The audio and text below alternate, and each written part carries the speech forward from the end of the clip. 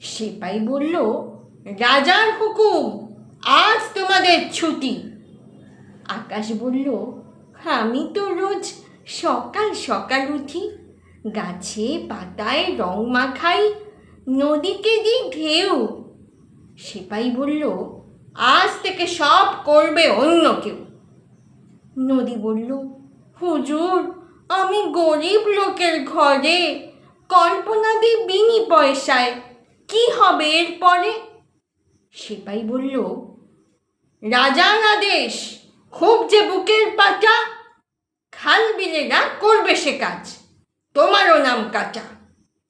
রামধনুদের ভিড়ের থেকে 4-5 জন এসে বলল, হ্যাঁ গো সেপাই সাহেব, আমরা মাটির দেশে ছেলে মেয়েদের রাঙিয়ে তুলি কত রকম রঙে, দোকান থেকে আনবো কিনে, বলল রাজার ঢঙে।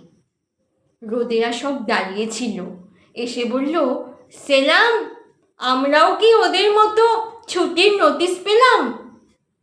সেপাই বলল, নতুন রানীর রং করেছ কালো, তাই তো তিনি বেজায় চোটে, চলে যাওয়াই ভালো।